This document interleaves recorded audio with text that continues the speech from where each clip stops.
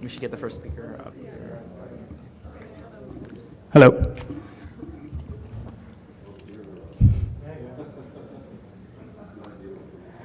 Good afternoon, everyone. We'll try to start on time. So this is going to be an interdisciplinary session exploring the multiscale heterogeneity in the mantle. And we have tried to include a diverse set of fields and speakers that represent them in this session. So without further ado, let's call our first speaker, Yinzhi Wang.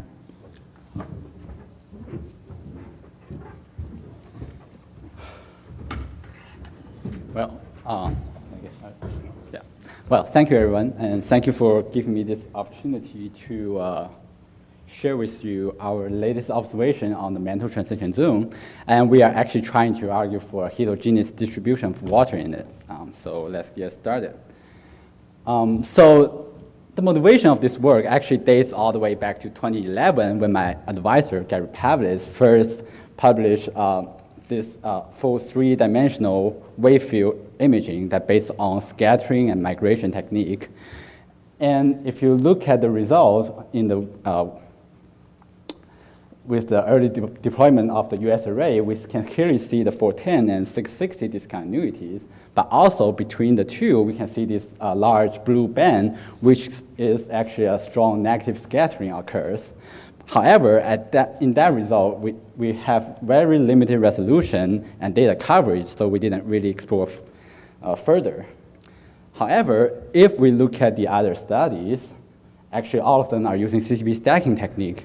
They all claim some sort of a low velocity layers within the transition zone. However, we know CCP stacking has the tendency to generate flat layers, so any of this observation is not really that reliable. With this full coverage of the US array, now we have a very well data set that covers whole continental US, and also with some improvement of our imaging technique, we call it Pritwiraj, actually we actually evolved from the top to the bottom, where actually we can announce this is the highest resolution image ever produced of the transition zone. So if you look at the image, we can still see the transition zone is dominated by negative scattering, but with the improved resolution, we are starting to see more features within it. So if we just take a few cross sections within the middle of the, oh yeah, thank you so much. Few cross section through the middle of the US, we can actually characterize some of the negative features. So the first thing is the scattering strength is actually comparable to that from the 410 and 660 discontinuities. And second, they are widely distributed, so it's everywhere under the continental US at least. And also, we tried different techniques to track for any continuous feature, but all attempts failed. That means actually there's no continuous feature, and visually you can actually see it. There's nothing really spans across maybe 100 kilometer scale. So another way to look at the same feature is to plot the average amplitude over depth. And so we actually plot it on the map. So this is actually the distribution of the average amplitude. And we can see it's all negative.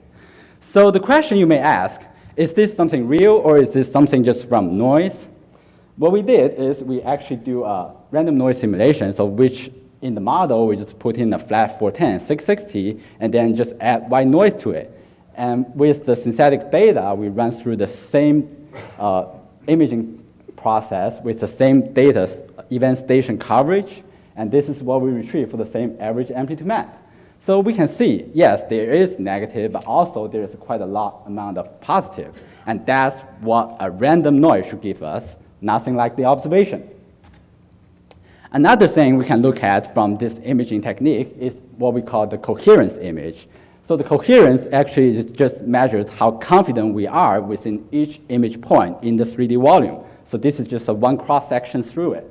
So clearly we can see the 410, 660 is really dark, saying we are confident in seeing the discontinuities, obviously. But also within the transition zone, we start to see some blobs that's also really dark, means there are coherent signals. and they are from the blue stuff, the negative scattering. So another thing we can do is to do a depth stack of all the coherence, just make it into this red curve. And we can see if we look at within the transition zone, the coherence, the average coherence is much higher compared to the above or below the 410 and 660. And also, if we compare the coherence with the random noise simulation, which is the blue here, we can see it's much higher. Basically, same argument, we are seeing coherent signals, and that's not random noise. So we actually proposed two different models to interpret our observation. So the first model for heterogeneity would be this plum pudding model, which is straightforward and has been presented in other studies too. Another model of heterogeneity is actually argued for a lot of geodynamicists, which is created from this small-scale convection. Well, you can reference those papers. So the first one is straightforward, but in order to understand the second one, we do need to test how well can we resolve any dipping features. So we use the point source simulation method and run 5 different simulations with linear feature of dipping from 15 degrees all the way to vertical. And this is what the simulation result looks like. So basically, for dipping up to 45 degrees, we can actually acceptably well resolve the features. But for any dipping feature that's above that, we cannot really distinguish from just some point scatterers, which means either of these two models will fit perfectly to our observation. But we can definitely rule out any flat layers or shallow dipping structures, because if there is any, we should be able to see it. So let's do a quick recap about all the facts we just observed. First thing is, they have negative polarity. And second, they are widely distributed. And third, there is no layering structures, which means this is from low velocity scatterer. This is either accumulated from long-term or large-scale processes. And also, they must be small-scale features and distributed everywhere. So if we really think about these 3 points, the candidate left for us to interpret it is not that many. So all we can think of is either oceanic crust or maybe just water. Well, also, it could be something else that I don't know, but if you know, just tell me, it will be more interesting too. So the idea of water in the mantle transition zone has been gradually built up all the way dates back to 60s maybe. So the whole idea is that the transition zone has much higher water capacity compared to the other part of the mantle due to the wesleyanite and ringwoodite mineral structures. So the transition zone is acting like a water filter. So in order to better understand the compositional heterogeneity we observe, we run geodynamic modeling where we have the upper panel showing the temperature field, and also the lower panel is more important, showing the compositional field with white as the background mantle, red being the subducted oceanic crust, and blue being the lithospheric mantle. So if we, if we do a snapshot of that movie and zoom into the transition zone, this is what it looks like. So we can actually see the temperature field here, which is really smooth, and that's just like a lot of tomography models showing us, but we shouldn't expect any scattering from this kind of smooth feature. However, if we look at here, the compositional field, we can see, well, those are actually a perfect mixture of the 2 models we just showed. A lot of blobs or flow pattern feature, in a weird geometry, and that can give us some scatter like that. However, if we look at the composition, the red being basalt, which could be the low velocity, but it's not really the dominant heterogeneity here. What's dominant is the Helffrich. However, if we look at the velocity of Helffrich in the transition zone, it should appear as a high velocity feature rather than a low velocity. And in order to make it a low velocity feature and scatter everywhere, we argue that we need to add waters to it. And it's possible to do that because Helffrich actually has much higher olivine content compared to the background mantle. which actually leads to our conclusion here. We observed widely distributed small-scale, low-velocity heterogeneities. And plumb parting model or small-scale diapir structures can well fit into what we observed in the seismic cross-sections. From the geodynamic modeling, we argue that it is actually more likely to be water-enriched hexagonite being the heterogeneity we observed. And also, if we do want to estimate the velocity decrease on the low velocity feature, it actually corresponds very well with 1% of water in the transition zone, which has been argued by a lot of other studies too. And if these are all true, our result may be the first ever seismic observation on the spatial distribution of water at relatively small scales. And that's all I want to show you today. Thank you so much for listening.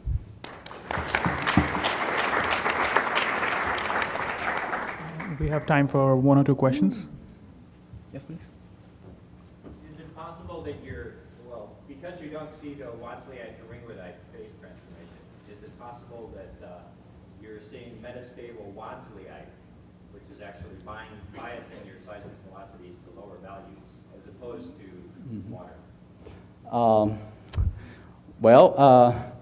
Actually, I'm not a mineral physicist, so I can only answer your question to a limited scope. But I think you are asking for the 520 discontinuity, which a lot of other studies argue for, which will be the phase change from Wesleyi to ringwoodite. That is not showing here is because we are using receiver function data, which is actually at a higher frequency. So a lot of people has argued that that phase transition should be more gradual, so it should not occur in this high frequency data. That's why it's not showing there. And due to the same reason, I'm not sure whether that could be a metastable phase as you refer to. But we can actually discuss. I mean, I don't know too much on mineral physics, but that's my answer. So you might think about a composite medium that actually has a low velocity component which represents unreacted Wadsleite. It might be mixed in with the ringwoodite you would expect at that level. Well, that's possible. Thank you for the suggestion. Maybe one more? Anyone? Yes. What's the volume fraction of this material that's responsible? What would you estimate? You mean from seismic or in the model, in the dynamic model? From the seismic data. 1%, 10%?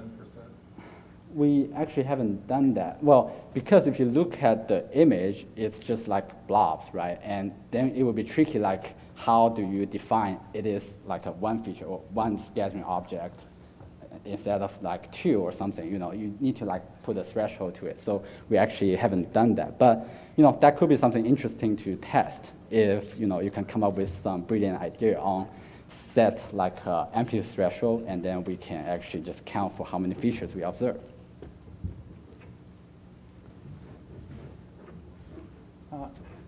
I think we should move on to the next speaker.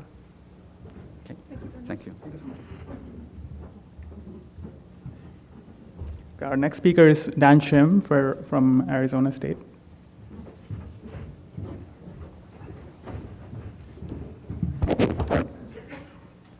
Thank you. I'd like to thank the organizers for the invitation, and I also like to thank NSF and NASA for the generous funding for this research. This work has benefited from the collaboration with a lot of excellent scientists, and most of the experimental work that I'm going to present today has been done by Brent Grolski and Youyi. So the bridgemanite is the most dominant mineral in the lower mantle, has really flexible structure, and that perhaps explains why this phase can contain a wide range of different cations in it. And also in particular for the case of iron, which is the focus of this talk today, it turns out that the different oxidation state of iron can be accommodated into this structure together with different spin state of the iron as well. Just for the side note, we actually have also found some pressure temperature range where calcium can dissolve into magnesium silicate perovskite as well that expands the crystal chemistry of bridgemanite. That work is actually being presented now by Ko in a poster session downstairs.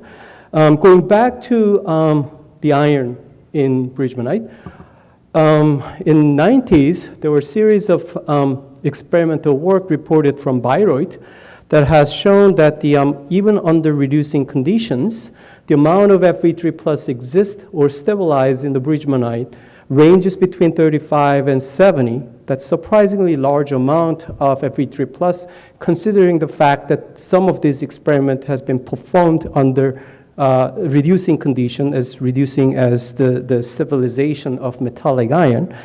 Now, this has a profound implications of the geochemistry of the lower mantle. There has been some interesting ideas about how to explain this rather interesting and intriguing observations. One of them being so-called charge couple substitution, where you actually replace magnesium silicon pair with two trivalent cations into magnesium site and silicon site. Another idea is so-called charge disproportionation reaction, where you basically redistribute the electrons so that you can produce Fe3 plus, but then you preserve the amount of electron loss through exsolving out the metallic iron into it. One of the important questions to ask ourselves is whether this trend will continue to the rest of the mantle. In fact, there has been some important laser-heated diamond cell experiment trying to address this problem. And as you can see here, they all seem to indicate that the trend might continue throughout the rest of the mantle. Yet it is also, important to mention that the data gap between the data points in individual data set is fairly large. So it's hard to read any possible pressure-dependent trend in the content of Fe3 plus in bridgemanite, and there are a fair bit of, disagreement among different studies. So we have done, to be able to address this issue, we have done about 15 different syntheses in laser-heated diamond cell. We synthesize bridgemanite at different pressure temperature conditions. We use glass starting material with 20% iron and 10% aluminum in it. What is important in our experiment is that we like to make sure that we have reducing condition during synthesis. So we mix our starting material with metallic iron, and we conducted laser heating, and then we recover the sample. And before recovery, we also measure in situ high pressure, X-ray diffraction, Mossbauer spectroscopy. After recovery, we also confirm the phase with X-ray diffraction, and we measure the oxidation state of iron through Mossbauer spectroscopy and some TEM techniques. Now, this is the data that we obtained. The red symbols shows our data, and the red area drawn behind the data points is just to guide your eye through the different pressures. So x-axis shows the synthesis pressure. Y-axis shows the amount of Fe3 plus exists in the bridgemanite as a function of pressure. First, our lowest data points that exist at 35 GPa, we obtain about 60% of iron in 3 plus, which is in qualitatively good agreement with the lower pressure multi-ambil study that has been performed mostly around 25 GPa. Then we start to see some interesting depth-dependent trend. With increase in depth or increase in pressure, we start to see the decrease in amount of Fe3 plus, and then it reaches the minimum between 50 to 65 GPa, and then it goes back up to the 60% level. I want to note that our starting material contains about 10% of iron in 3 plus, which effectively telling us that the bridgemanite is no longer capable of hosting Fe3 plus at pressures between 50 and 65 GPa. Now, our spectroscopy data provide us with some insights about what's actually responsible for this interesting change in the concentration of Fe3 plus as a function of synthetic pressure or depth. So I rotate the diagram 90 degrees. You see a bunch of chemical notations here that shows how iron is moving around between different crystallographic site in bridgemanite. I use blue color for silicon site. I use red color for magnesium site. At shallower depth, consistent with existing multi-anvil study, our spectroscopic data indicates that the large amount of Fe3 plus can be explained by so-called charge couple substitution of iron and aluminum in magnesium and silicon site, respectively. At the pressure where we observe a very low amount of Fe3 plus, in reverse, very high amount of Fe3 plus, 2 plus, we found that the aluminum goes into both magnesium and silicon site that relieves iron to, that actually force iron to stay in reduced form, which is 2 plus. So you no longer have to produce Fe3 plus to charge balance the aluminum. At higher pressure, our spectroscopy data indicates that the some amount of Fe3 plus exists in the silicon site in low spin state that actually increase the amount of Fe3 plus in the bridgemanite. So what are the implications of this Fe3 plus concentration change in bridgemanite? Let me give you a couple of examples that we've been thinking about. One is that in lower mantle, iron partitioned into 2 different major phases. They are bridgemanite and ferropericlase. It is well known through 2 decades of experiment in mineral physics that Fe3 plus prefers to exist in bridgemanite. Fe2 plus preferentially partition into ferropericlase. So now we show the amount of Fe3 plus in bridgemanite that changes with depth here. And then we plot the expected amount of total iron, adding 2 plus and 3 plus together on the right-hand side of the plot. And because the iron 3 plus concentration in bridgemanite would be high in shallow and deeper depth, which effectively reduce the amount of iron in the ferropericlase, because ferropericlase has very low storage capacity for the Fe3 plus, that actually leaves the total iron amount low and shallow and deeper depths of the lower mantle. Instead, in the intermediate depth, what's happening is that because bridgemanite no longer hold a lot of Fe3 plus and produce a lot of iron in 2 plus, that actually allows ferropericlase to contain more Fe3 plus, more total iron than bridgemanite. So you have this interesting depth-dependent change in total amount of iron stored in bridgemanite and ferropericlase. What I like to emphasize here is that we don't need to change the total amount of iron in the system as a function of depth. Instead, the total amount of iron in the system remains the same. It's just the way that the different minerals take different amount of iron as a function of depth. So what are the possible influence on the seismic velocities? Here I'm showing the bulk sound speed data or calculation. I show 2 array of dots that are represented, that represents the PREM data. And I intentionally actually plot them together, but then split for the 2 different axes, bottom for the blue and the red for the top, just to show 3 different cases that we can play with.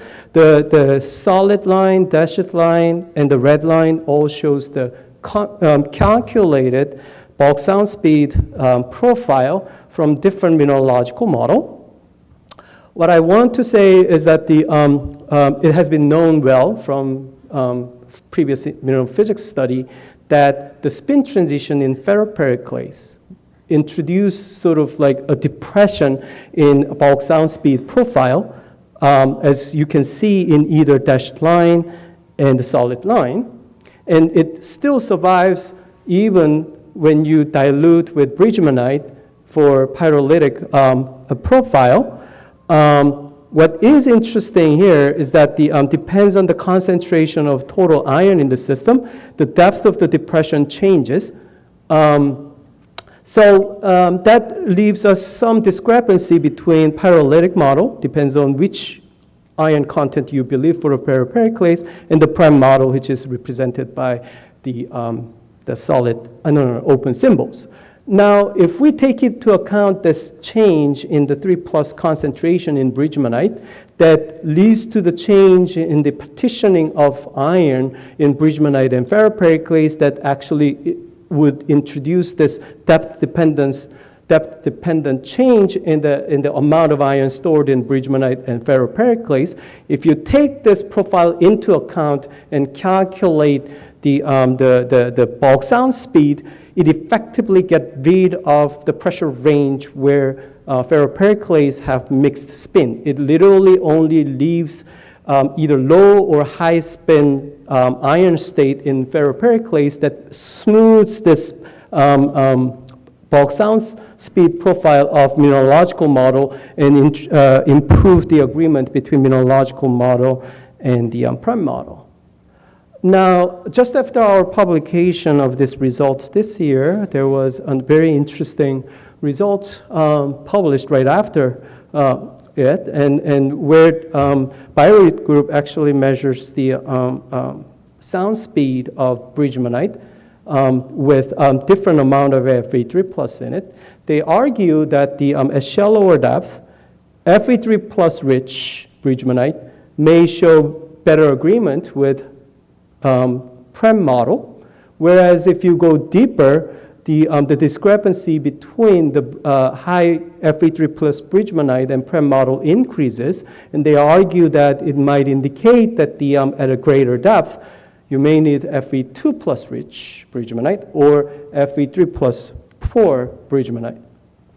So this is in qualitative agreement with what we found. It is interesting to note that the depth range where we find this change in the concentration of Fe3+ agrees roughly with the depth where the seismologists have seen a change in the convection patterns and also the change in the P and S wave radial correlations and viscosity as well. So it is intriguing to think about how this depth-dependent change that we found in mineral physics can be related to seemingly, related to global scale changes seen in some geophysical study.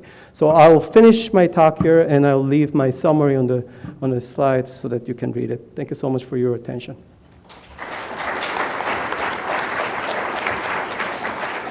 We can take one question, please.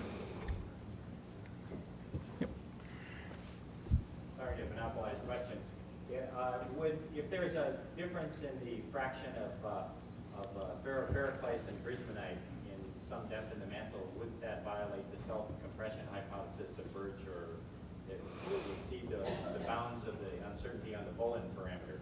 That's, I think, an important question to think about, because no longer you cannot assume constant chemistry of the mineral, and if there is a significant impact on thermal parameters in the equation of state of bridgemanite by this chemical change, then and certainly that is viable, thing to think about. But at the moment, we don't have data to really examine the dependence of thermal parameters on Fe3+ concentration. So that's probably a good topic to explore for the future study. Thank you.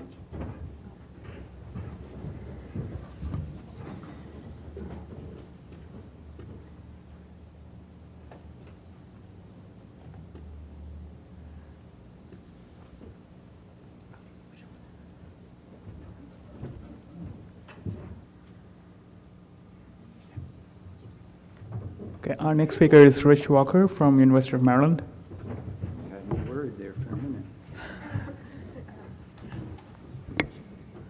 And how do I advance this? Okay. All right, I think most people in this room have now seen the French and Romanovich figures numerous times during this meeting. So I think we all believe that there is considerable tomographic evidence that links some deep mantle seismic heterogeneities such as LLSVPs and maybe ultra-low velocity zones with hotspots and the eruption of ocean island basalts. So these questions here are really going to frame the logic sequence of my talk. First, if the core and mantle chemically or isotopically interact, do any hotspot volcanoes transport geochemical evidence for those interactions to the surface of the Earth? And I'm going to suggest that maybe there is some evidence of that coming back into the vogue. Secondly, are any hotspot volcanoes with geochemical evidence for core-mantle interactions associated with deep mantle seismic heterogeneities? And then finally, if we can answer yes to the first two questions, what can the geochemical characteristics of these domains tell us about the origins of the seismically identified domains? And so from a geochemical standpoint, in order to see evidence for chemical interaction between the core and the mantle, you would like to work with elements that are concentrated in the core relative to the mantle. The assumption is that at least from a mass transport standpoint, there is relatively limited mass transport from the core to the mantle, at least in terms of metal transport. So we like to work with a suite of elements called siderophile elements, which are iron-loving elements, and by their definition, they are concentrated in the core relative to the silicate Earth. Okay, so I was going to give a little history of the search for core-mantle interactions with geochemical techniques. I don't have time for that, so I'm going to cut right to the chase. I think this is the most, it's the best system for looking for core-mantle interaction. It's a short-lived isotope system based on the decay of hafnium-182 to tungsten-182. It has a half-life of only 9 million years. So this is a system that was only live during the first 50 to 60 million years of solar system history. It's useful from the standpoint of looking for a core signature in the mantle, in that hafnium is a strongly lithophile trace element, whereas tungsten is a moderately siderophile element. So in this planet, like other planetary bodies, most of the Earth's tungsten is sitting in the core.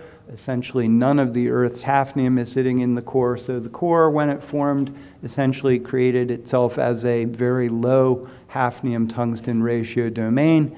The residual tungsten left in the mantle and all of the hafnium left us with a mantle that has a relatively high hafnium-tungsten ratio. And so if core segregation happened during the lifetime of hafnium-182, which it evidently did for the Earth, then you have a distinct difference in the isotopic composition of the silicate Earth relative to the core throughout all of Earth history. Okay, so this is a system, just quickly demonstrate here, concentrations leveraged well in terms of concentration of tungsten in the core relative to the mantle, and it's also leveraged quite nicely in terms of isotopic composition that we estimate for the core. This is in mu-182 units, which is the 182 tungsten, 184 tungsten ratio of a material, a sample, compared to that of standards in part per million deviation. The thing to note here is that the core is strongly negative in these mu units, and therefore any contribution of core material to the mantle should result in a negative tungsten isotopic anomaly. So we began making high precision measurements in the early 2010s, and the two studies that were initially published, I think both groups doing it were out looking for core-mantle interaction. The first paper was published on Issawa supercrustal rocks, and ours came out a few months later looking at Archean commodioites that we were sure had a core signature in them. And of course, both studies found positive anomalies rather than negative anomalies. Okay, this is a compilation of all of the current tungsten isotopic data that have been published in the literature or soon to be published. The plot is of mu-182 tungsten. The gray bar is where we believe bulk silicate earth is, and the data are broken into 3 boxes. You can see we haven't spread out all that much in terms of diversity of rocks. The upper boxes are Archean supercrustal rocks. The middle box is Archean komatiites, and the lower box is Phanerozoic basalts, including both flood basalts and ocean island basalts. The quick takeaway point of this figure is there are both negative and positive anomalies in the terrestrial database. And secondly, there are a lot of anomalies present in young rocks. So there's some bad news wrapped up in that figure if you're really intent on looking for core-mantle interactions. The presence of both positive and negative anomalies in the silicate earth unfortunately complicates the search for a core component. And the reason for that is that mantle processes that could have led to the creation of positive anomalies in some cases would also lead to the creation of negative anomalies that have nothing to do with the core. Bad. An example of bad would be a magma ocean process. So a magma ocean process might create both high hafnium tungsten and low hafnium tungsten domains by virtue of the fact that tungsten is more highly incompatible than hafnium. And so if those chemical variations occurred while hafnium-182 was live, you would have both positive and negative anomalies resulting from magma ocean processes, and we believe we've identified that in some rocks. Happily, we can move on to modern ocean island basalts that perhaps we can rule out some options with these. This is a set of data that Andy Mundell talked about at last year's AGU. She now has a lot more data, and these trends still hold up. So this is a plot of helium-3, 4. We're now teaming a noble gas with a short-lived isotope system. Who would have thought they would correlate? So mu-182 on the vertical scale, and these are data for a variety of ocean island basalts. The gray field here represents the trend that is observed for Hawaiian and Samoan hotspot lavas. And this was published in last spring. Okay, so what does this mean? It means we have mixing between at least 2 different distinctive sources, one up here, which we would call normal tungsten and normal helium, and something off in this direction, which is characterized by high helium-3, 4 and low mu-182 tungsten.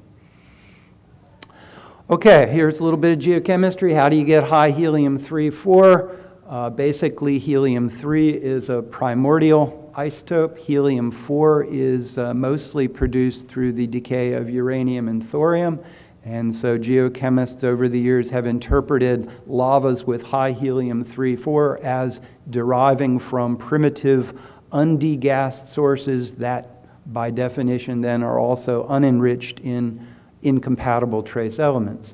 Low mu-182 tungsten, by contrast, requires a low hafnium tungsten ratio within the first 60 million years of solar system history, and therefore it requires a source that's undoubtedly rich in tungsten, either as a result of its incompatible trace element enrichment relative to hafnium in the silicate world, or extraction into metal, which would avoid hafnium. So the next few slides, I'm just going to step through the options. I have some favorite options here. I'm going to try to rule some out, but at this point, everything still remains in play.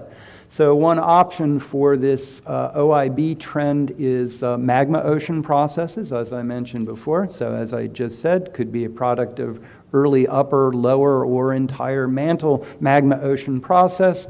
However, the tungsten 182 depletion and the helium-3, 4 enrichment are kind of in opposition to their geochemical tendencies.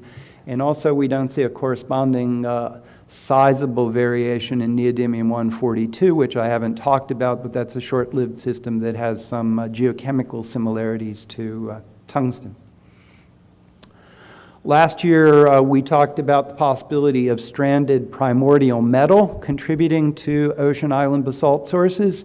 I think that's still a live possibility. How do you get stranded metal? Well, one is just late or later accreted metals that simply don't quite make it to the core, and somehow we tap them much later in Earth history. Another option is by iron disproportionation, so we effectively can create iron metal in the lower mantle by the disproportionation process. I guess, again, I consider it still a plausible model, particularly in the case of metal formed by disproportionation. It's very difficult to predict some other geochemical characteristics of it, so it's a difficult model to test. We don't know what the highly siderophile element concentrations would be. We don't know what the helium concentration would be in such metals. Another option is direct addition of metal from the core to a plume source.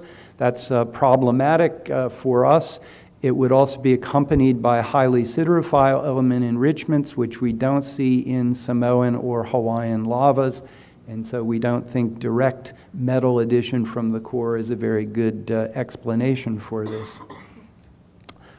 Just to show you where the isotopic trend plots, this is a regression of all the Hawaiian and Samoan data going off in the direction of what I have labeled primordial metal. The core plots somewhere down here, so we're certainly not aiming our trend directly at the core.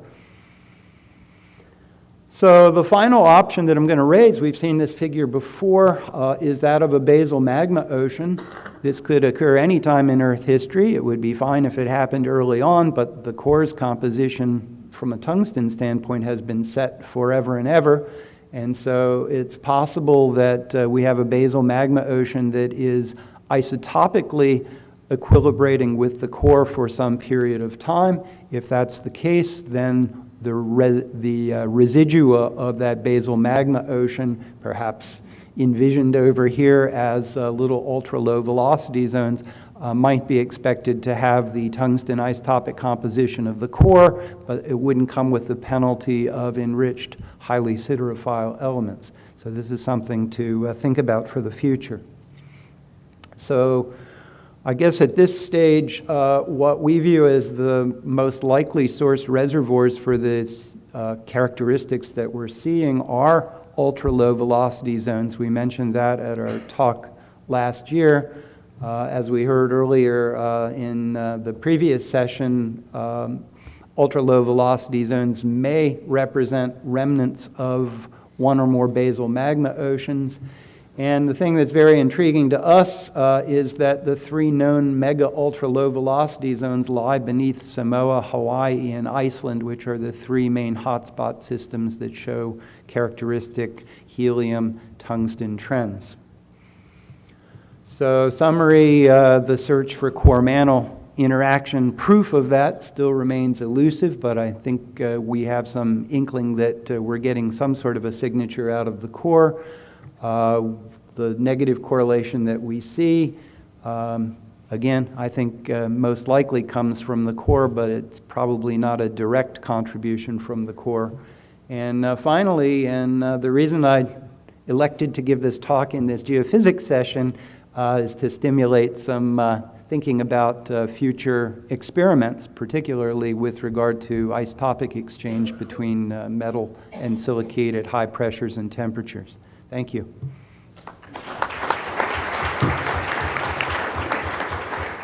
We have time for one question. Going once. Yep. The helium tungsten forms linear array, so that means that the helium over tungsten ratio in both sources must be more or less similar. Does that put any constraint on some of the models that you were? Well, again, I think in this case it rules out a magma ocean type model. The trend points in the direction of what I would envision a primordial metal as having in terms of its tungsten isotopic composition, and if metal incorporates any helium in it, it would also be a primordial high helium 3-4 signature. So again, I think it broadly points towards a primordial metal, but what that primordial metal is, where it is still remains in doubt. There's a desperate hand up back Okay, there. one more desperate hand. How much isotopic exchange would you expect at the temperatures that we're talking about here, since we're in excess of 4,000 Kelvin? You know, that's why I'm here. I'm asking you that. That's a very good question that needs to be examined.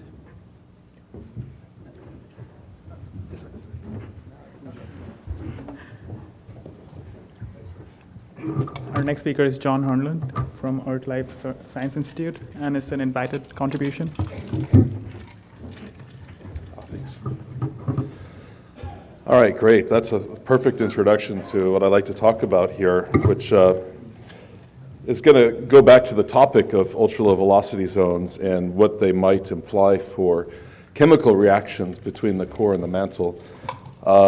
This is something I've been thinking about for a long time, and recently I've been working with Hiro Matsui, who's helping me to understand the dynamics of what's going on the core side of this system, and it's very fun. So the background about ULVZ is I think that, at least in my view, the hypothesis that ULVZs are simply a partial melt of ordinary mantle has been falsified. There's a paper you can read about that. I'm not going to dwell on this point too much, but I think that if ULVZ are undoubtedly a compositionally distinct dense layer, and they might additionally be partially molten, perhaps due to their composition, but I think that it's difficult to explain them as just a partial melt only of the mantle. It doesn't make sense also in terms of secular cooling of the core-mantle boundary and other things. I'm not going to dwell on that point. I want to get to the fun stuff. So the present questions, are ULVZ just the thicker portions of an otherwise very thin and undetectable global layer? That's a good question. We don't really know. The seismology can't really answer this question because it could be just thinner than the detectability limit. Does ULVZ isolate normal mantle from interactions from the core? So is it a membrane that covers it? And so ordinary mantle, which is convecting above the core-mantle boundary region, can't touch it, or can it do? That's an important question too. And what are the dynamics of the ULVZ? Can we predict their behavior and test hypotheses about their dynamics of the CMB region? And then, of course, what are the consequences for heat and mass exchange at the core-mantle boundary? So I was inspired to try and find an equation that describes how ULVZ should behave, and to come up with the simplest possible description. You could start with these equations. This is an equation that describes the motion of the interface of the ULVZ of thickness h. U is the horizontal velocity, v is the vertical velocity. Conservation of mass, and some Stokes equations here. What people have done in the past in this kind of situation where you have a very thin layer and the horizontal variations in the dynamics are very large in comparison to the thickness, as they use something called thin layer approximation. Nowadays it's called lubrication theory. It originates from Reynolds in 1886. More recently it was applied by Sash Hyre-Majumder and Justin Revenaugh in a paper in 2010 to try and estimate the viscosity of ULVZ. Basically these terms go away because they become small when the thickness divided by the horizontal length scale becomes very small. And so then you can integrate the equations, assuming boundary conditions, so shear stress free at the CMB, match the velocity at the top, and this is what you get. You get a very simple advection diffusion equation. Here you have h is the thickness of the layer again, u is the horizontal velocity, so this is just an advection type of term on the left side. The right side is a diffusion term, so you have the divergence of this diffusivity times h here. The dynamic pressure stays in there, but it doesn't turn out to be a very important parameter, but I'm not going to get into that. So this is what the equation looks like. It's very simple, and anybody who's taken partial differential equations course will know exactly how to interpret this. The diffusivity is delta rho g, that's the buoyancy, times h cubed divided by 3 times the viscosity. It's nonlinear diffusivity, so the thicker the layer is, the higher the diffusivity. It's actually very strongly nonlinear.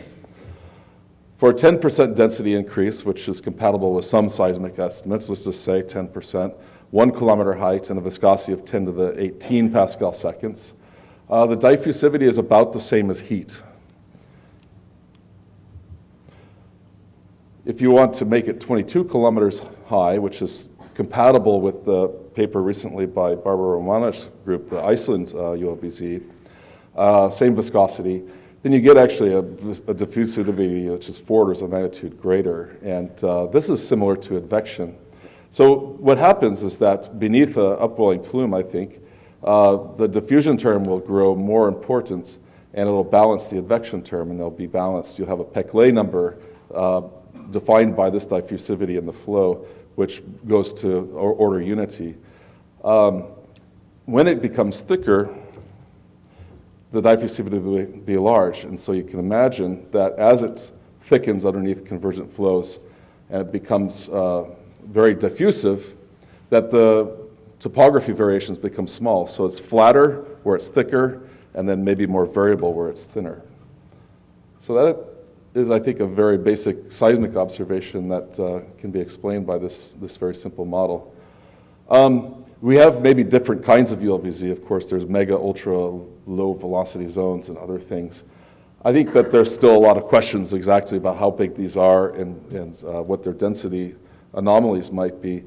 But it could be that there's actually different materials that are comprising some of these and leading to different parameters for this diffusivity. So a thicker ULVZ for the same plume could just have a more modest density difference or maybe a higher viscosity. There's a lot of possibilities here. We can also try to model ULVZ and mantle convection. Alan McNamara did this model in 2010 using tracer particles. And this is some of the first high-resolution models that are published of this. And actually, Mingming Li has done this in 3D. It's very computationally intensive. You have to resolve very small length scales in order to do this. Here's a way that we can do it. We just take this equation, we input the velocity and the pressure from the mantle convection model, and we just integrate this on the boundary. And this is what it looks like if you do that for a simple isoviscous convection model. This is the solution on the bottom for the ULVZ. It basically stays at the bottom of plumes, as you would expect, where the convergent flow is. And it moves around with the plumes. The plumes are leading it. And I should say that this takes almost no extra computational expense to implement in the mantle convection code. It's very simple. The thickness of this is not the actual thickness. It's actually non-dimensional thickness. It can be as thin as you want. The maximum thickness is about 20 times the average global thickness. In this example here, I just vertically exaggerated it so you can see it.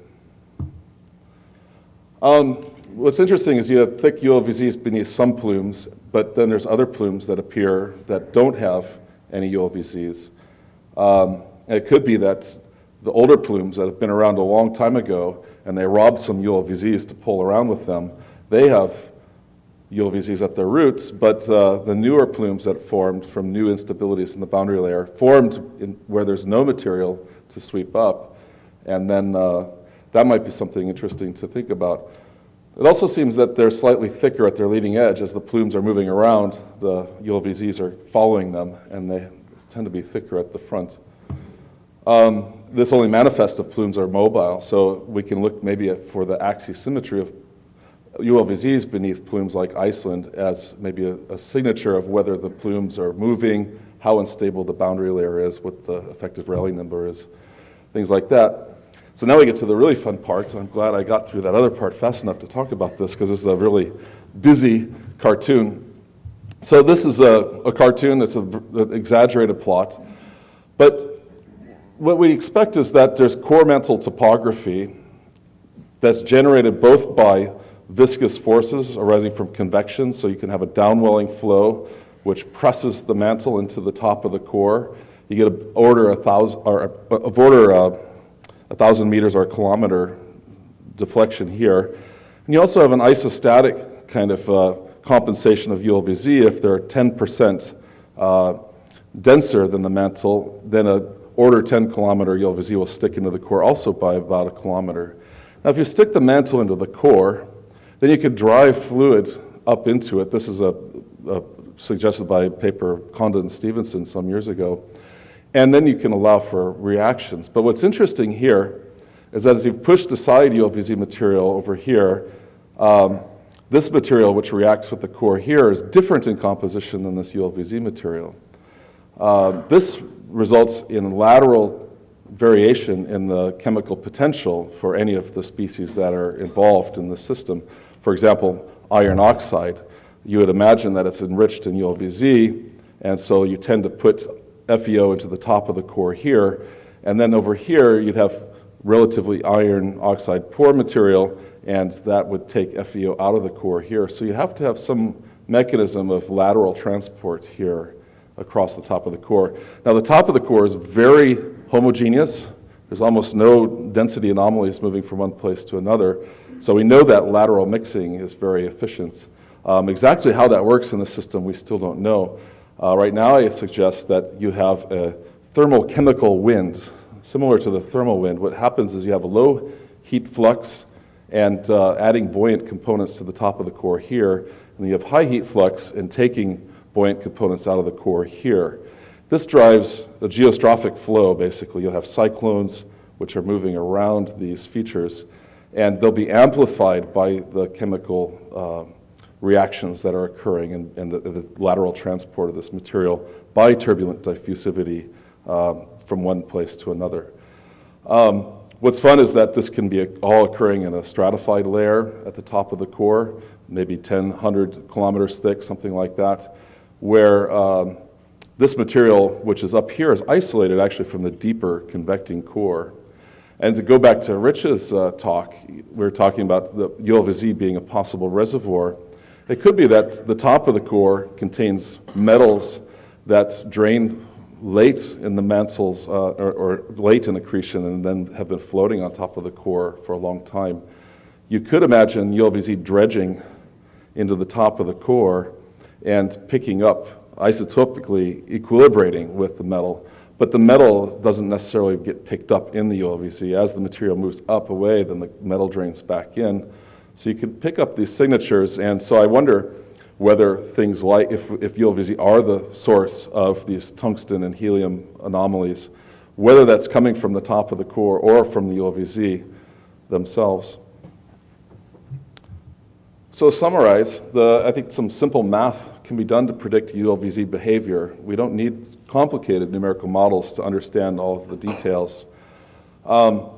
This, in principle, provides a basis to infer deep mantle flow. Actually, when you see ULVZs, it should be a convergent flow at the core-mantle boundary. And I think that's a really important thing to take away. Old plume roots probably are more likely to have ULVZ than young plume roots. If you have a new plume forming, then it might not be forming in a region where there's stuff to pick up and to thicken. And this other stuff I mentioned, I should say as a parting message is that we want you. Now even you may model ULVZs. You don't need a big supercomputer to do it. You just take your favorite mantle convection code and put that equation at the boundary, and you're off and running. So I hope next year when I come to AGU, all the mantle convection codes will have, models will have some plots of ULVZ in there and get people thinking about this more and democratize the industry here. Thanks.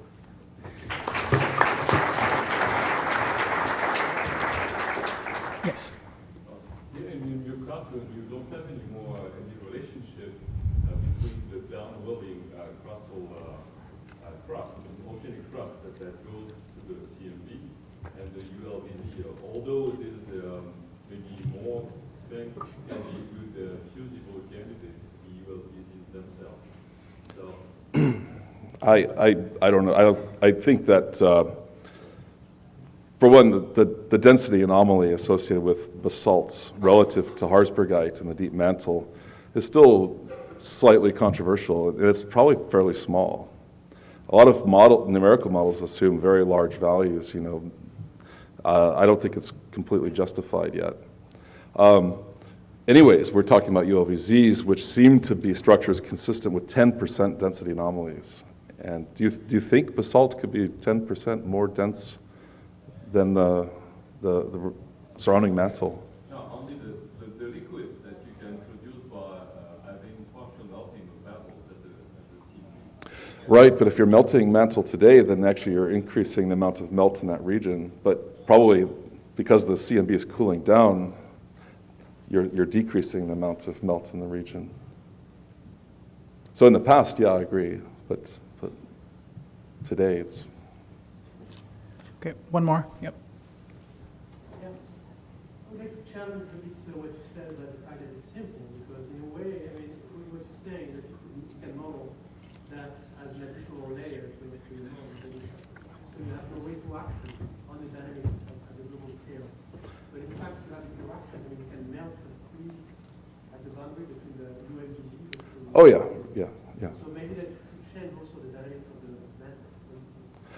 Not if it's thin. I mean, that's the essence of the thin layer model. You know, as it gets thicker, it would definitely have more coupling. But then you'd have to account for those terms in the equations that I canceled, right? So it does work well for a very thin layer, but as you get thicker, like you shouldn't use this equation for LLSVPs or chemical piles, things like that. Definitely not.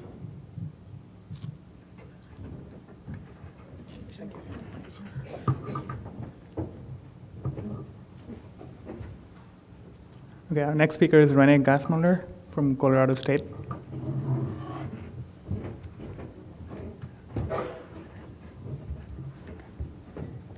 Okay, thank you very much.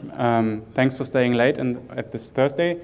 In my talk, I'm going to talk about the importance of grain size on mantle dynamics and also on seismological observations. And this is really a cooperation of many different disciplines.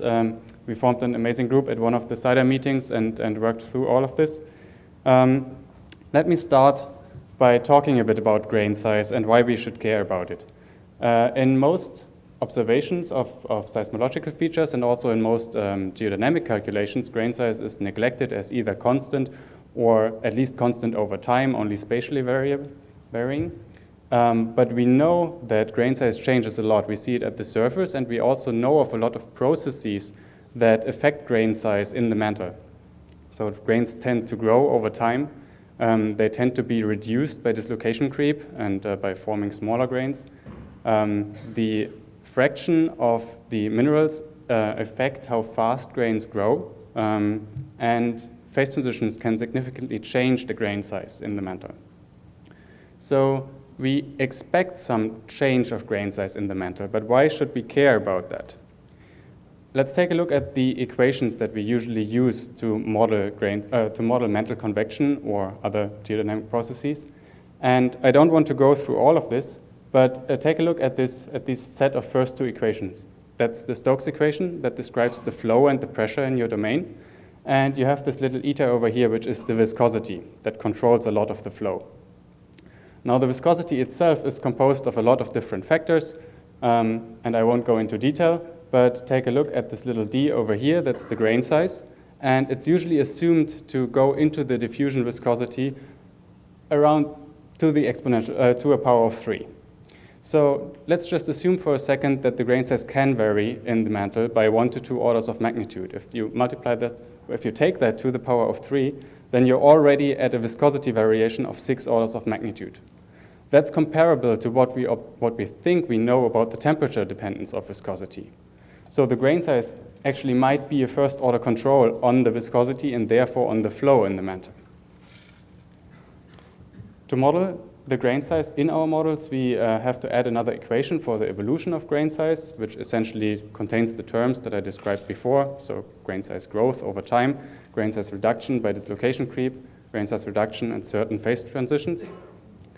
And if we use such a model, we can come up with a very complicated workflow for how to use this information. We can take the parameters for flow laws and grain size growth, as well as thermodynamic databases to provide a complete material description for our material in the geodynamic model.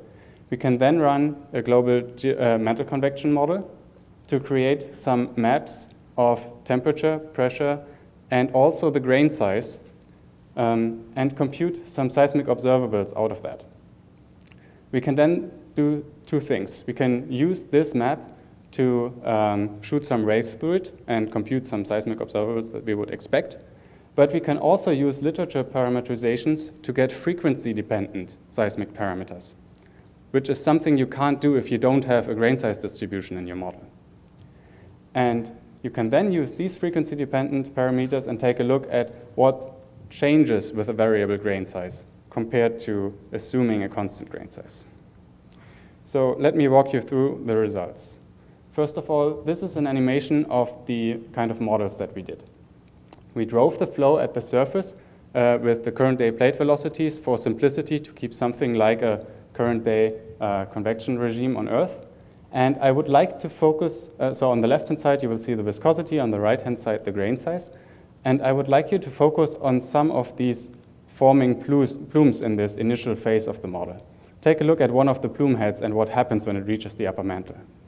So the time scales of convection in the lower mantle are much lower than in the upper mantle, and you see a lot of small-scale convection developing in the upper mantle because of the variable grain size.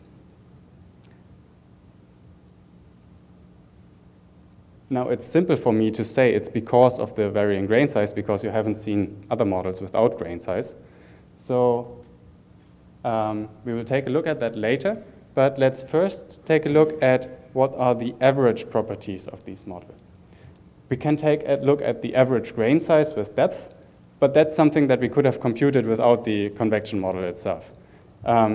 It's more interesting to take a look at how much the grain size actually varies because of different strain rates and different temperatures. And as you can see, the grain size, especially in the upper mantle, actually varies by these 2 orders of magnitude that I used before. And if we then take a look at what this means for the viscosity prefactor, which is some part of the viscosity, you can see that this prefactor varies by 6 orders of magnitude. So we actually have this variation in viscosity due to grain size, at least in the upper mantle. Let's come back to the question about whether it's caused by the grain size or whether we actually see these small-scale features all the time. So this is a comparison of 3 different models. The uppermost row shows already published viscosity description that is simplified in our models. It only uses diffusion creep, which means it's stress independent. The second row shows the same rheology that we used for the grain size dependent models. It includes diffusion and dislocation creep, but it's strain rate dependent.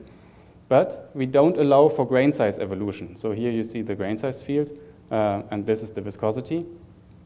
And you see that in this model, you see somewhat more focusing of the deformation, but you don't see these small-scale convection features that you saw in the animation. And this finally is our reference model with grain size evolution. It uses the same parameters as this model, except that we allow for grain size evolution. And you see a lot of little downwellings that are caused by the plume. And you also see that the grain sizes in the center line of this plume are actually larger than the grain sizes at the boundaries. The grain size is an additional factor that localizes the strain at the boundaries of the plume, and then the interior of the plume develops larger grain sizes because of the larger temperature and reduces the deformation in the center of the plume. And you can see that the viscosity, therefore, in the center of the plume is essentially the same as outside of this plume, which is a funny thing to think about. It was proposed before, but we were very happy to see that in our models. Here's the same figure, just in a larger view, so you can take a look at the grain size in the core. You also see the significant differences in grain size between the different phases in the upper mantle. Let's take a look at subduction zones. In this example, I don't show you the 3 different viscosity profiles that I mentioned before. Instead, I show you what happens if we change the parameters of our viscosity description. Because our initial models, after analyzing them and comparing them to seismic observations, were quite incompatible with some seismic constraints that we had. So we looked at which parameters we could change to produce a realistic viscosity profile and still satisfy the seismic constraints. And had to change, for example, the activation volume for diffusion creep in the lower mantle, and came up with a refitting to some grain growth data for the lower mantle that allows for faster grain growth in the lower mantle. And you see how strong the subduction zone reacts to these parameter changes. So the uncertainty in these parameters is still large, and the effects of these changes in the parameters are also quite large. So I wouldn't say that this is the final result. We might see new values and then different behavior, but we clearly see that the grain size is a very important factor in creating the geometry and controlling the behavior of slabs. Now, why is this interesting for seismologists? Why should they care? In many seismic techniques, it is assumed that we look at rays, that we don't look at seismic waves. We look at an infinite frequency. But in practice, you look at seismic waves with a certain frequency. And if you look at a seismic wave with a finite frequency, then this seismic velocity is dependent on the grain size. The smaller the grain size, the stronger the interaction between the seismic wave and the grain sizes, or the structure of the grain boundaries, and therefore the slower the seismic velocity. And also, the smaller the grain size, the stronger the attenuation of this seismic wave. So on the left-hand side, you see some different seismic velocities for different grain sizes, also depending on temperature. And on the right-hand side, you see some lines for different dissipations for different grain sizes. What does that mean in practice in our models? I will try to walk you through this. It's a bit complicated. Let's start with the subduction zone on the right-hand side. So this is a slice through our model, and most of the grain sizes in the interior of the slab, it's not shown on this figure, but they are smaller than the grain sizes on the surrounding because they grow slower, the temperature is lower, and there's a lot of deformation in the slab initially that reduces the grain size. So if you would ignore the grain size and just compute the seismic velocity that you would expect for this temperature variation, you would come up with a plot like this, the gray dots on the top of this plot. So the plot shows essentially the seismic velocity variation over the temperature. So everything that is on the left-hand side is the center of the slab, while no temperature variation means outside of the slab. The expected value would be the gray dots. But we have lower grain sizes, and therefore the velocities are lower. And therefore all of the points in our models, which are colored here according to grain size, show a less strong velocity variation than you would expect for this temperature. And a similar effect happens in the plume. The temperature inside of the plume is larger, and the grain sizes in the center of the plume are also larger, as we saw before. So if you take a look at the plot for high temperatures, that means in the center of the plume, the expected velocities are somewhere down here, but the effective velocities in our model are, well, equal to slightly larger than this. Again, the grain size counteracts the temperature effect. At the sides of the plume, the grain sizes are pretty low because the deformation is localized at these sides. And at these sides, the seismic velocity is lower than we would expect for the gray dots.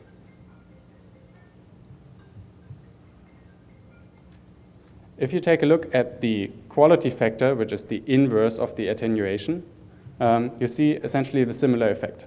For slabs, the grain size is low, and therefore the quality factor is lower than you would expect for purely this thermal effect shown here, which essentially means there's more attenuation than we would guess for such a slab. For the plume, the same thing happens. The center is different from the boundaries of the plume because the grain size in the center is large. Therefore, we would expect, because of the temperature, we would expect a low Q, but because of the large grain sizes in the center, we get a higher Q than expected. And at the sides of the plume, we would expect a pretty high Q, but because the grain size is very small, we get a lower Q or higher attenuation in these regions. So to summarize, dynamically evolving grain size leads to high lateral viscosity contrasts on the same order of magnitude as temperature dependence, and strong shear localization. The viscosity at the edges of thermal plumes is lower than at the center line, despite lower temperatures. We had to adapt some of the prefactors, and if you take anything away from this talk, we are not claiming that these results are final. There are large uncertainties on the parameters, and they go non-linearly into our equations. But we are sure that assuming constant grain size in seismology tends to underestimate real temperature contrasts, and we need better constraints on these grain growth parameters. And with this, I leave you with 2 figures of our study and a reference, and thank you for your attention.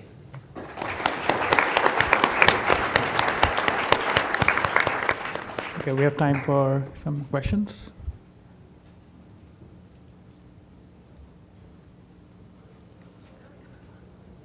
Okay, we can move on.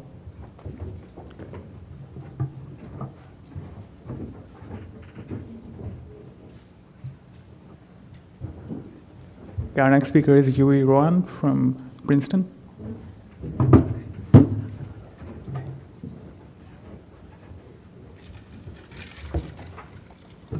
Thank you all for coming. It's my pleasure to present the recent progress we made at global adjoint tomography as a team effort.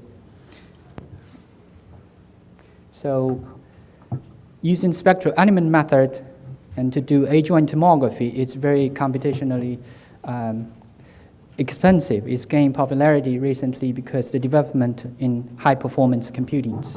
And there is a lot of benefits of doing this because using the numerical method, we can accurately calculate the waveforms, and so we can use the full waveform information, and we don't need the cluster corrections, and because we don't care about the phases, so we just select the time windows based upon the coherence between the data and synthetics. So we're including a lot of unconventional phases. We have a better resolution of mid and lower mantles, and we can do a simultaneous inversions of VP and VS, so the VP-VS ratio will give us a better constraints of the nature of the structures.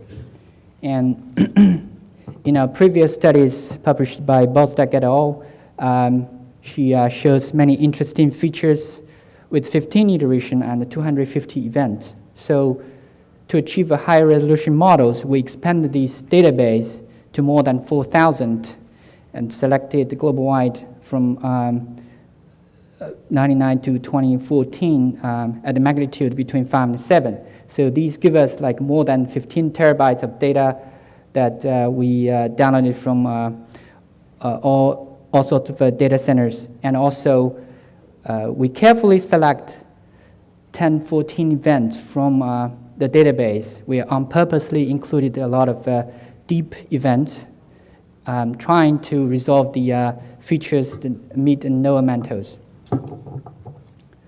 So that's our adjoint tomography workflows, and because the nature of our inversions that requires comparison this observed data and synthetic data, and we need to do it at each iteration. So this creates a bottleneck in the pre-processing. So we implemented a new data format called adaptable seismic data format to do these processing in parallel and largely increase the efficiencies of these pre-processings. And another bottleneck is we need to calculate the forward and adjoint wave field to calculate the kernels. In this step, we need to deal with like a petabyte of data, so we implement adaptable I/O systems to make it more efficient. So, and then we do the post-processing and do the model update and iterate. So these whole workflows now it's automated. So we use 3-period band of data at vertical and radial and transverse component. So in total, it gives us 9 categories. The first iteration we do is based upon the model M15 that published by Bostak et al. And the first one, M16 is actually a test iterations to validate the new tools we developed. And we only use 520 events. At next 2 iterations, we increase that to 1040 events, also 9 categories. And from iterations 19 to 21, so we separate body waves and surface wave at 40 and 100 seconds. So in that case, we can completely separate the body wave and surface wave, so we can focus more on body waves to bring up the lower and mid-mantle features. And another important features in the inversion workflow is we introduce the source corrections at each iteration. So we noticed that at iteration 19, we look these the mean travel time for each event and the mean amplitude perturbation for each event. We notice these systematic biases. So we use that mean values of each event to correct the mean travel time for each event, to correct the centroid time, and the mean amplitude perturbations to correct the scalar moment. And through iterations, you see we reduce these systematic biases to a travel level. So this is especially important for the scalar moment corrections, because that's crucial for the next step for the attenuation tomographies. So now I'm going to show you some features in models. So this is model M15 that we started with, and it's already published. And you can compare the very beginning study model and M15. So there is many hotspots and slabs. It's been emerged from in the model and with greater details, like Aleutian and Kuril, Japan and Philippines. These are slabs in Tonga area, and also the hotspots, Cobb to the coast of North America, and Yellowstone, Renton, and also Galapagos and Hawaii. So in our latest model, we'll keep sharpening these features and bring up greater details. For example, the Kuril slabs, you can tell like the Alaska slabs underneath in South America, and also hotspots in Antarctica, Erebus hotspots. And that's 10 the globe around to the other side of the Earth at similar depths at 250 kilometers. And so that's a features in model M15. You see that the great improvement from the study model to here, and the greater details like Iceland, Bermuda hotspots, and also Cape Verde, and the Scotia Arc. You see these details in the global models, and in M21 we're doing keep doing the work to sharpen these features, and you can see that the Iceland and Bermuda is in greater detail, and Hoga in West Africa, and AFAR and Reunion hotspots, and also many other features are shown on this map. Okay, so now after showing you these up mantles, now let me give you a tour of the lower mantles. So basically what you see is isosurface of shear velocity at minus 1% below 350 kilometers. So you have a better view. So this is the map view of the Africa superplume. So the white lines are showing the continent of Africa, and this is Madagascar, is Lake Victoria and Red Sea, and you see those Africa superplumes raised from the Core-Mantle boundary and reach to the surface and tilt a little bit northward, and this is tell you where are these the surface locations. This Lake Victoria here, and this AFAR, it's here, and this is a side view.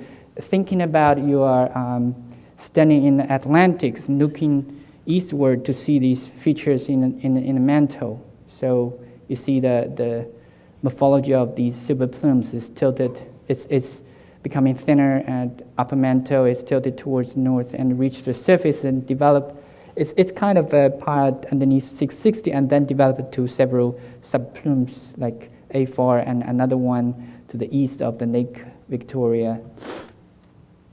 And also let's turn around to the other side of the Earth, and that's a similar isosurface of Pacific superplumes. This one is a little bit more complicated than the Africa plumes. So this is Tonga and Indonesia, so it's the ocean arc. These are the mid-ocean ridge of East Pacific. So that's give you a map view of these superplumes. It's have a broad base and raised from the common boundary and becoming thinner at the upper mantle. It might reach to a surface in Tonga area. So there's a side view. Just thinking about you are standing in the North Pacific and look down upon, so this ocean arc, Tonga. So I'll give you a little bit more time to think about these 3D features. So so it's have a really interesting structures at lower mantles and reach to the surface here and develop maybe several hotspots in a Tonga vocation arc. I'll show you later. Okay, so another interesting findings is that we compare the isosurface of shear velocity at the greater perturbation is -2%, and as I said, we can calculate the VP-VS ratio directly in our models. So that's isosurface of VP-VS ratio at 1.9, which is fairly high values. So then we end up with a core-like structure within the SVP. So let's give you a better idea what you're looking at. This is also Africa continent, it's Madagascar, so it's right beneath these areas. So we then turn around and remove other features to give you a zoom-in view of this core. And the black lines basically showing you the height above common boundaries with 100-kilometer increment. So the first line is 100 and top line is 400 kilometer above common boundary.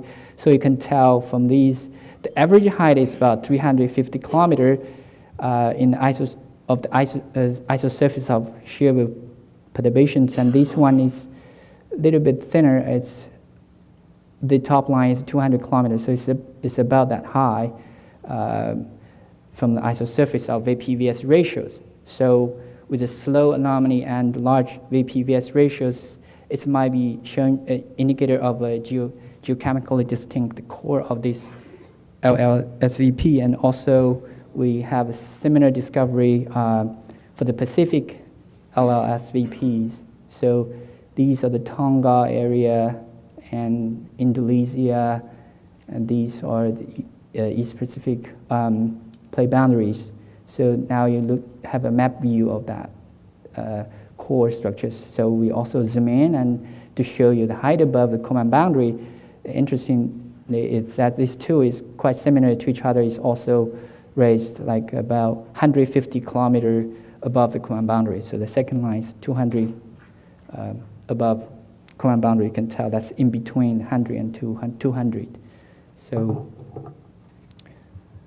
also I want to give you some highlights in the Tonga volcano and the Pacific superplumes. So this is the cross section here from that.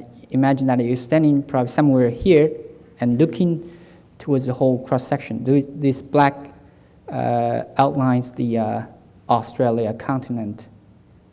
So this is New Zealand geothermal zone and Roe Island and Monoi Island. So you see that slow anomaly is the Africa superplumes. When it's reached to the up mantle, and it's kind of developed into different subplumes, which is consistent to the idea that proposed by Matiska and Yuan 2007, that you have a superplumes and it reach to the upper mantle and then develop into small hotspots.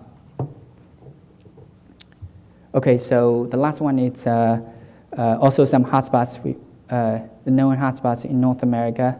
So like this is the North America continent, it's Florida, this is the Juan de Fuca Play and Gora, this is Oregon and Washington stage. So you see this Anaheim, and also surprisingly, you can see a great detail of Yellowstone in a global map, and also Renton and Cobb. So we also do an isosurface of -1% below 350, and we just zoom in. You see that's Hundertfugger Play, Gorda, and it's North America continent. So we found like a large body of slow anomalies, and it might support these hotspots at the surface. So that's a side view. This is a Hundertfugger and Gorda, and that's Aleutian Arc. So he's kind of sitting in the Pacific and looking the structure underneath these areas, and you find the large bodies. It might supply those hotspots in the surface. So because that's only after 6 iterations, so we try not to overinterpret these features in our model.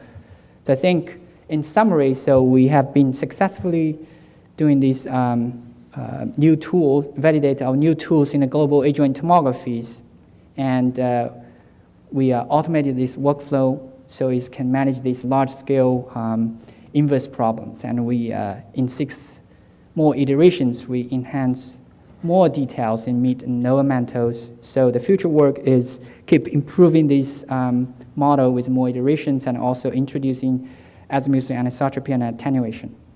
Thank you all. We have time for one question.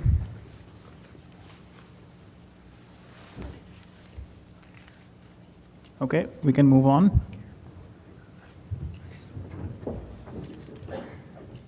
Thank you. So our next speaker was supposed to be Vedelekic, and unfortunately he can't be here today at the last minute, so his co-author Raj Moulik is going to take over for him. Okay. Ved apologizes in advance. He's actually traveling right now for a personal happy occasion.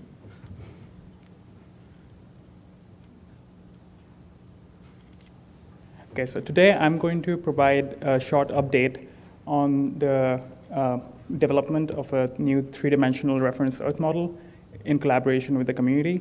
I would like to thank the Reference Dataset Working Group and other contributing authors who have collected data for this project. There's a long history for more than a decade of seismologists providing constraints on structure of the Earth's mantle and core. The earliest models of the Earth were one-dimensional, and they primarily were constrained using body wave data. So there were early researchers like Gutenberg, Jeffrey, and Bullen who provided the first radial models, so models of the average structure of the Earth. And those were constructed with high-frequency body waves. There were another set of data that came along with the proliferation of the global seismographic network. And these longer period data provided an additional constraint on the average structure of the Earth. And that led to these kind of long period models. In the late 1970s, the community decided that there would be a reference Earth model, and a one-dimensional Earth model was created by Zawansky et al. And that provided the basis for a lot of this work that has been going on for the last almost 40 years, starting with the first 3-dimensional models that are often used in the rest of this kind of work, ranging from body wave data, surface wave data, normal mode data, as well as the recent talk that you just heard on full waveforms. They often use starting models based on these kind of models or these kind of ideas. Now, why do the existing models not suffice for our purposes? The models that are currently being used primarily are based on data from earlier networks, and they are often used to fit a particular set of data. So for example, AK-135 and ISV-91 are meant to fit travel times of teleseismic waves, which means that they are primarily biased towards continental structure, because that's where we have stations primarily. And they should be used with caution in our studies of average structure because they often do not contain features like low velocity zones. On the other hand, models based on long period data, like the preliminary reference Earth model, does not fit many of the travel times. So they are not appropriate sometimes for seismological studies. What we ideally need is a 3D reference Earth model that essentially satisfies three-dimensional constraints and provides a complete picture of the Earth while also constraining the average properties at the same time. As far as the three-dimensional features are concerned, there is somewhat broad consensus on the different regions in the mantle. This is a figure from Zwanski et al. Of the power spectrum with depth in the mantle of a recent model by Rissam et al.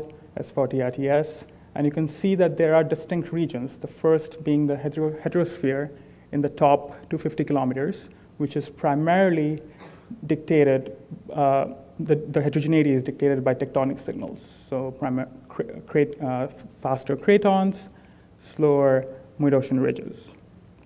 Then you can move on to the transition zone, where you see the signature of possibly bonded slabs.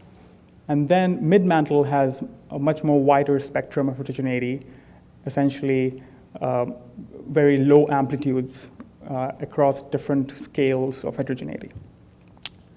And as you move on to the lowermost mantle, you have two dominant antipodal regions, as we call it, as we call them superplumes in recent times, or large low shear velocity provinces. Now, you have seen this whole plethora of models, but if you compare all of these models at various wavelengths, so these are correlations which suggest red being high correlations above 0.5 between different models, and this is a mean correlation between every combination of models. What you'll notice is that for structures up to degree 15 in the upper mantle and up to degree around 8 in the lower mantle, they are more or less consistent. The standard deviations of these correlations are actually very low, less than 0.05 across the whole mantle for degrees less than 15.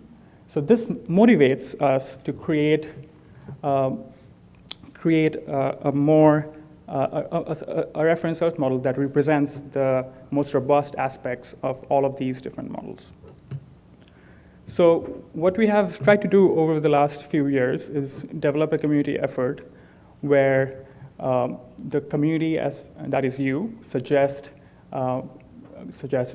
contribute data, members, expertise, and specified characteristics for the REM3D project. So features that we would want in a reference Earth model. So we have been soliciting feedback from the community, and that is being put to the core working group, which includes me, Ved, and Barbara. And then we solicit advice in turn from the dataset working group, which is in place right now. And since a model first needs a reference dataset, that is first, this is the work that is going on right now. The model working group, which will basically suggest the parameterization and different regularization schemes, that will be formed when the dataset working group has finished its work.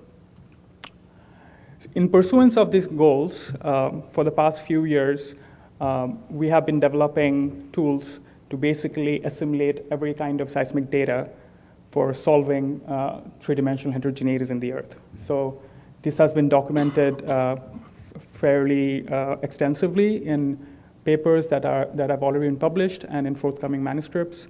Essentially, we can fit surface waves, waveforms, body waves, and free oscillations for different kinds of heterogeneity, shear wave velocity, shear wave anisotropy, the topographies of the various discontinuities, isotropic P wave velocity, density, and shear attenuation. We have put systems in place to solve for any of these parameters at any resolution that is required by the working group. For the time being, for today, I'm going to focus on just one kind of data and one kind of heterogeneity. So we are going to only talk about Rayleigh wave phase velocities and Love wave phase velocities and isotropic shear wave velocities. And hopefully you will get a sense of what the workflow looks like while you're trying to build a community Earth model. So the first aspect of using surface wave data, which now exceed more than 112 million individual measurements, is to first create a reference data set for those surface waves. So we systematically assess the uncertainty on these measurements. So if these are measurements of individual surface waves along identical paths, so between a particular earthquake and a station, between two different catalogs, Utrecht, Visser et al., 2008 on the y-axis, measurements from mode branch stripping, which is the data used by Rissam et al., 2011. And you can see that they're more or less consistent. In fact, the median deviations of these data are around 0.5 seconds, so they're very well consistent. This is in log scale, so most of the data are fairly consistent. However, there are interesting trade-offs. There are interesting outliers. For example, these anomalies on these discrepant measurements that differ by half the wavelength. So this is for a 100-second wave, and you're getting discrepancies of the order of 50 seconds. Now, we have identified, gone ahead and tried to not only point out issues, potential issues in the data, but explain that observation. So working with the community, we have tried to get a sense of why these outliers are taking place in the measurement techniques. So if you look at measurements from Scripps et al., Scripps group, Z2 Ma's work, and GDM52, which is our the data set by Ekstrom, you will see that there are these outliers which actually correspond to individual stations.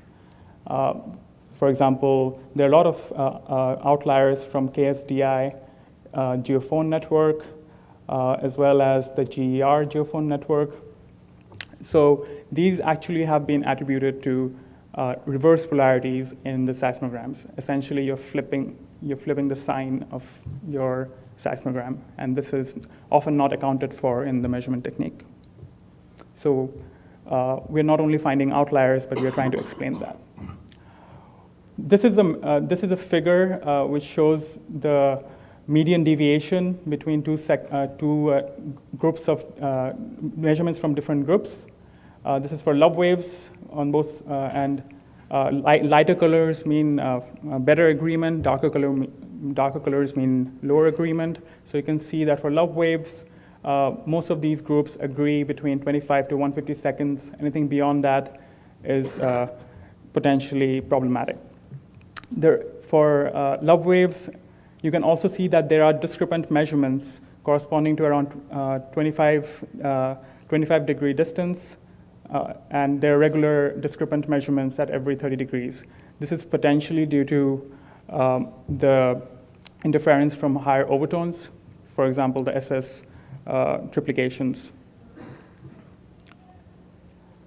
What we see for Rayleigh waves is that all the lighter colors, so the better agreement, is between 25 to 150 seconds. And with the gray circle distance, most of these data are consistent except a couple of catalogs, and we're working with those groups to identify the issues that led to this. Overtones are another type of data that is used widely in tomographic studies. There are several papers that use these catalogs.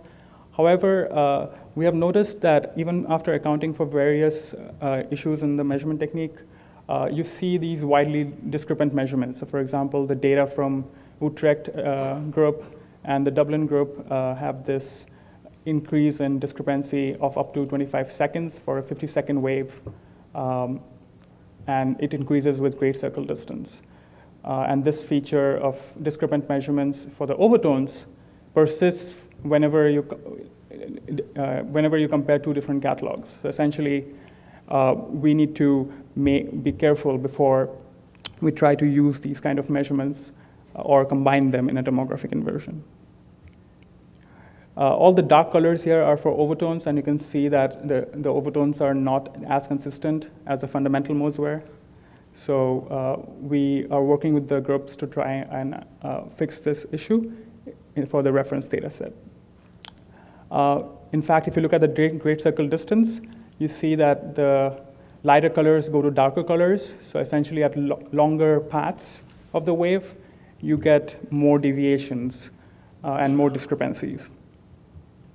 So one associated question is, how detailed should REM3D be? So we used these data to invert for different phase velocity maps. So these are phase velocities at 100 seconds.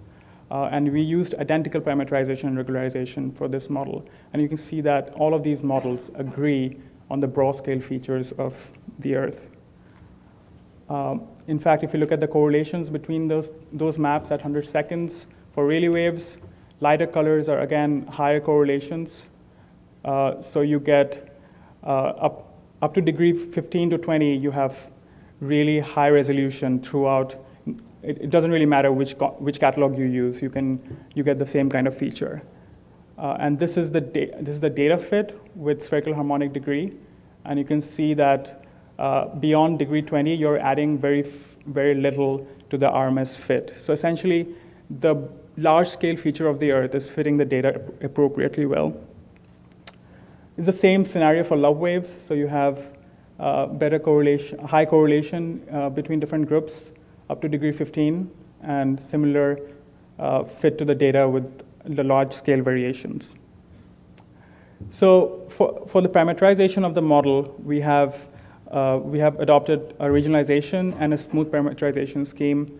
The earlier analysis that I've just shown suggests that we need a degree 12 to 18 parameterization. And using this fewer parameterization, which is the most robust aspect of the robust aspects of Earth's heterogeneity, we can quantify uncertainty fairly well. So this is a preliminary model that we ran with all of these data, and you can see slices at 50 kilometers, 600, 300 kilometers, and 2,800 kilometers, and you'll notice that they represent the large-scale variations that are seen in most global models.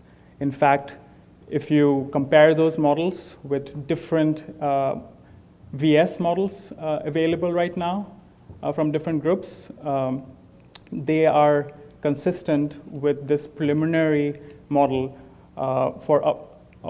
by up to 16 spherical harmonic degrees at 100 kilometers and up to degree 14 for 200 kilometers.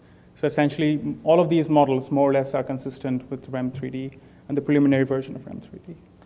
So this is the progress thus far. We have compiled and reconciled a lot of different fundamental mode data sets. We're working on the overtone data set and trying to identify why there are discrepancies between measurements. And we have a preliminary model, but that is a work in progress. And this is also built on top of a Bayesian framework that can account for uncertainty in the model. And there'll be a follow-up workshop later next year that you'll be notified, and hopefully you can give feedback for the reference Earth model. Thank you so much.